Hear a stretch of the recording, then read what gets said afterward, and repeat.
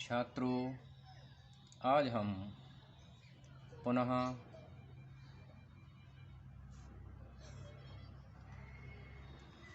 संत कबीर की साखियों की चर्चा करेंगे।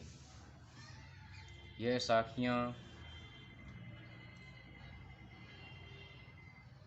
सुंदरी को अंग से संबंधित हैं। इससे पूर्व हमने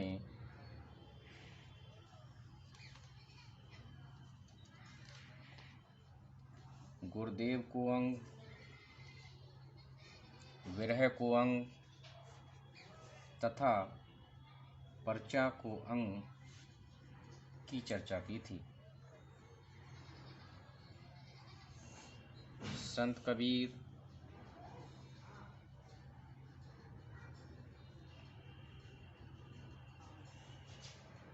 को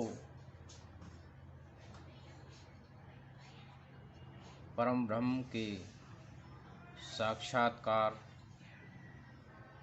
होने का ज्ञान इन साखियों में प्रस्तुत हुआ है।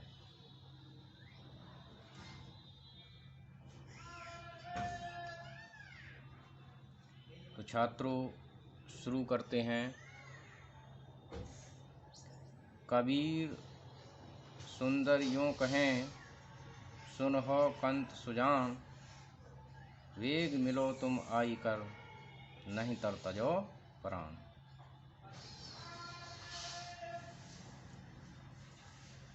सुंदरी और कंत और सुजान माने सुंदर।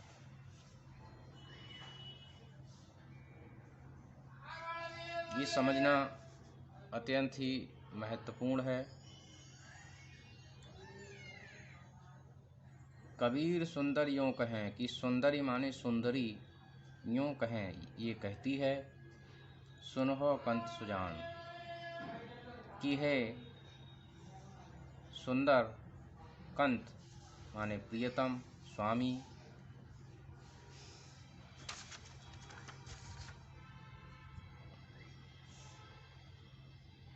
मेरी बात पर ध्यान दो। वेग मिलो तुम आई कर, नहीं तर तजो प्राण। वेग का आशय होता है शीघ्र। मिलो तुम आई कर, नहीं तर तजो प्राण। कि हे स्वामी, वेग माने शीघ्र ही आकर मुझसे मिलो, नहीं तर तजो प्राण। क्योंकि मैं प्रतीक्षारत हूँ, मैं दर्शनों की अभिलाषी हूँ। अगर आप नहीं आओगे तो मैं प्राणों को तज लूँगी। इसमें सुंदरी जीवात्मा के लिए कहा गया है और कंत परमात्मा के लिए। यहाँ पर लौकिक प्रतीकों के द्वारा अलौकिक ज्ञान की चर्चा हुई है। दूसरी साखी, कबीर जे जो सुंदरी जान करे व्यवचार, ताहि न कबहूँ आदरें प्रेम पुरुष भरतार। संत कबीर कहते हैं कि जो सुंदरी जानबूझकर व्यवचार में लिप्त रहती है, अर्थात उसमें शिष्टाचार नहीं होता है, ताहि न कबहूँ आदरें प्रेम पुरुष भरतार। वह सुंदरी कभी भी परम पुरुष, भरतार माने पत्नी, भरतार माने पति की दृष्टि में आदर नहीं पाती है। अर्थात जो जीवात्मा विषय वासनाओं में लिप्त रहती है उसे कभी भी परम ब्रह्म का सानिध्य प्राप्त नहीं होता है।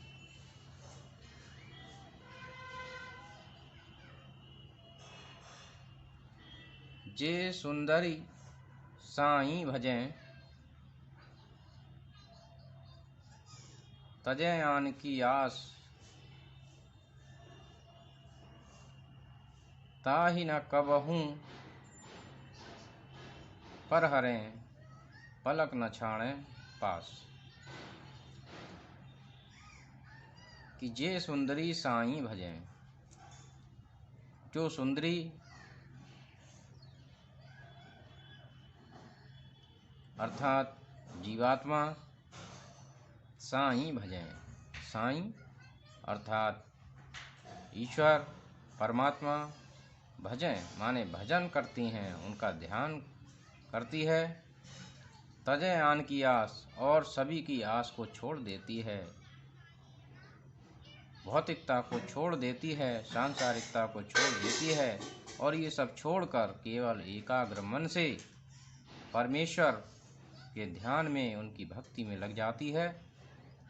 ताहि न कबहूँ परिहरें, पलक न छोड़ें पास। ऐसी जीवात्मा के लिए कबहूँ परिहरें, परिहरें का मतलब होता है छोड़ना।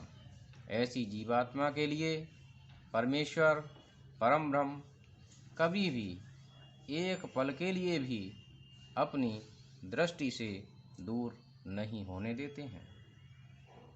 कहने का अर्थ है कि जो भक्त अपने भगवान में हमेशा लगा रहता है, उसकी भक्ति करता रहता है, सांसारिक विषय वासनाओं से मोह त्याग देता है, उस पर भगवान हमेशा अपनी दया दृष्टि बनाए रखते हैं।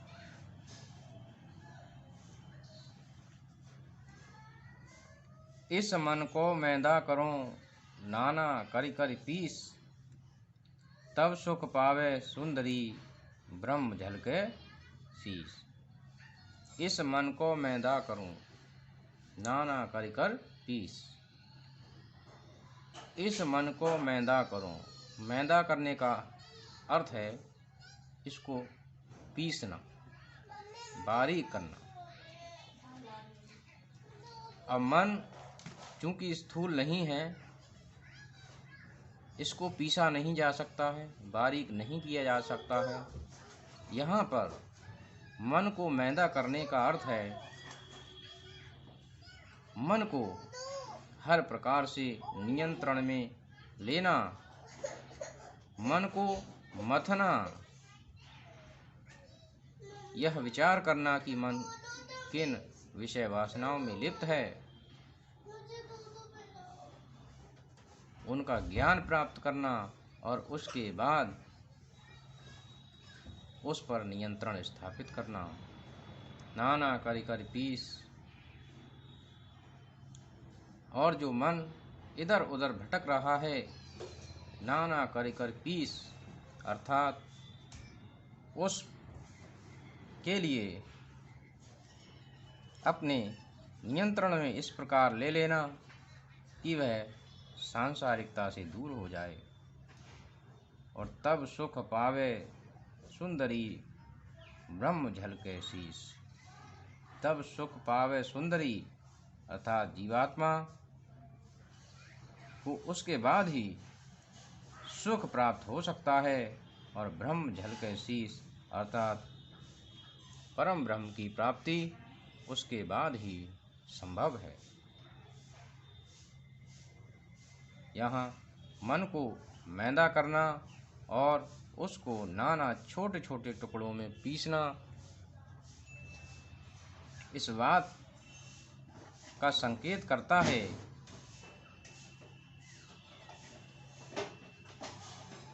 कि हमें अपने मन को, जो अनेक इंद्रियों के वशीभूत होकर संसार में लगा रहता है, वहाँ से उसको प्रत्येक इंद्रिय से खींचते हुए उसको वश में करना हो।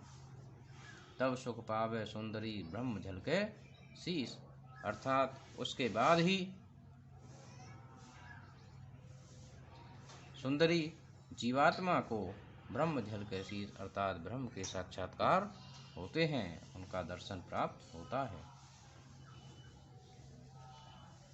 कि दरिया पार हिडोलना मेल्या कंत मचाई, असोई नार सुलक्षणी नित प्रति झूलन जाई।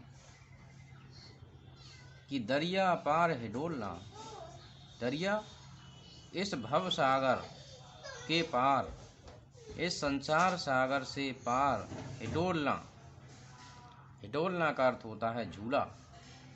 मेल्या कंत मचाई, कंत कहते हैं स्वामी के लिए, परमेश्वर के लिए। मेल्या कंत मचाई, मेल्या माने मिलेगा, कंत माने स्वामी।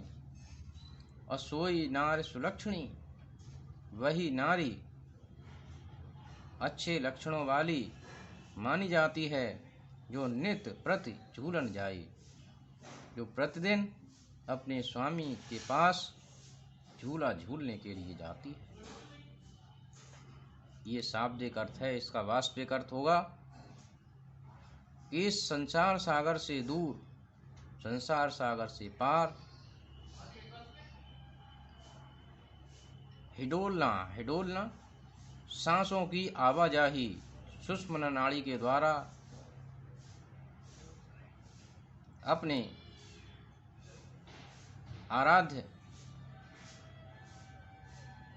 ब्रह्म के दर्शन को प्राप्त करना।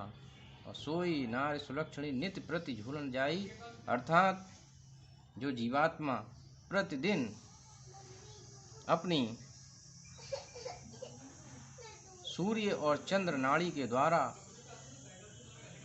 सुषुम्ना नाड़ी को जागृत कर सांसों के माध्यम से सहस्रार चक्र में पहुंचकर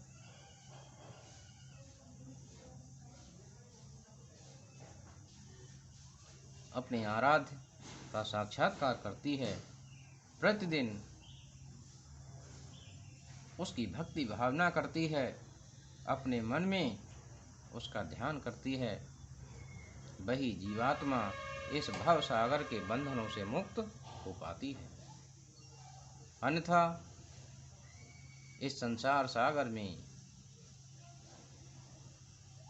डूबती उतराती रहती है। कहने का आशा है, बार बार जन्म लेना पड़ता है और मरना पड़ता है, उसे मोक्ष प्राप्त नहीं होता। मोक्ष की प्राप्ति तभी होगी जब भक्त अपने भगवान के लिए समर्पित होगा। तो मैं समझता हूँ छात्रों कि आज आपने इस विषय को समझा होगा। धन्यवाद।